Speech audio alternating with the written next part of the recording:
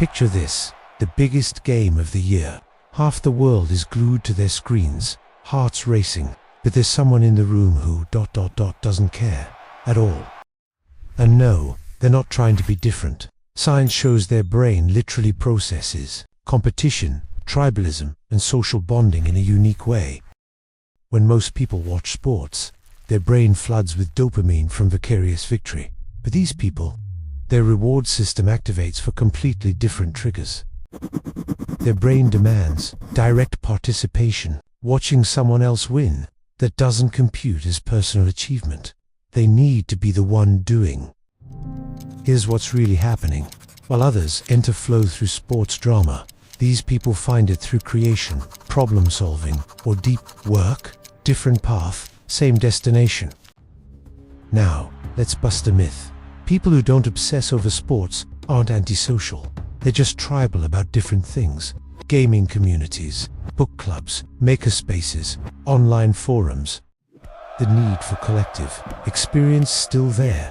The rush of shared victory, absolutely present. They just find it in collaborative projects, not competitive spectating. Here's where it gets interesting. Research suggests these individuals often have higher abstract reasoning preferences. They're drawn to systems, ideas, and concepts over physical competition.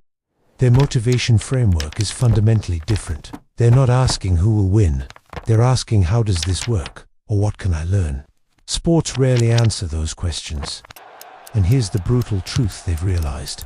A 3-hour game equals 3 hours of learning a language, building a skill, or creating something. The opportunity cost feels too high. They've also mastered something powerful: emotional independence. Their mood doesn't depend on whether a team they don't play for wins or loses. That's not cold. That's boundary-setting.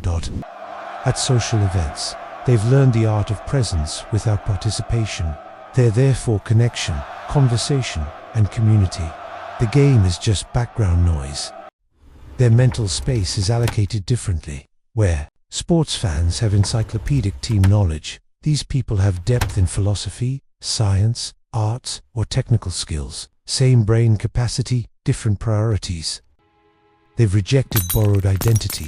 They don't say we won when they weren't on the field. Their sense of self comes from personal accomplishments, not proxy victories.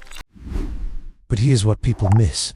Both groups want the same things: belonging, purpose, excitement. The difference, just the vehicle they choose to get there.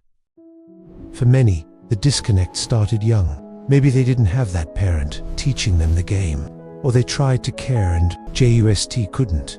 And that's okay. Not every brain is meant for every interest. Personality research shows patterns. Introverted intuitive types, less likely to obsess over sports. Analytical thinkers, same trend. It's not a rule, but the correlation is real. Neuroscience reveals something fascinating. Their sensory processing might prioritize different stimuli. Fast-moving visuals and competitive tension, low priority. Complex problems and creative challenges, maximum engagement. They've developed something valuable. The ability to resist social pressure when everyone expects you to care about the game. Saying I don't takes quiet confidence.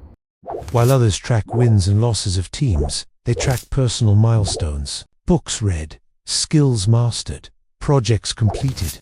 Different scoreboard, equally valid measurement. In the attention economy, they've made a radical choice. They refuse to let mass entertainment dictate their focus. Sports media wants your eyes. They're looking elsewhere. Here's the mature take. They don't judge sports fans. They recognize different brains find joy differently.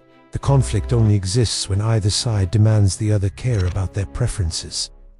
They've discovered something profound. True competition is internal. Beating yesterday's version of yourself. No stadium needed. No crowd required. Just you versus your potential. If you're this person, here's how to navigate a sports-obsessed culture. 1. Own it without apology. 2. Set clear boundaries. 3. Find your people. They exist. When asked about the game, try this. Not my thing, but tell me what got you hyped. You show interest in them, not the sport. That's connection. Or simply share what you were doing instead. honest and authentic. Be intentional about your attention. If sports don't serve your goals, that's data, not dysfunction. Design your media diet around what actually moves you forward.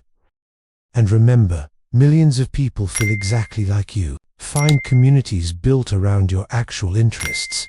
Reddit forums, meet groups, Discord servers. Your tribe is waiting. The goal isn't to hate sports or sports fans. It's to exist comfortably in a culture that values them, while staying true to what lights you up. That's emotional maturity. So next time someone can't understand why you don't care about the game, remember this: you're not broken, you're not missing out, you're just playing a different game, and you're winning at it. The psychology of people who don't obsess over sports. It's just the psychology of different wiring, seeking different rewards. And that's not just okay, that's beautiful.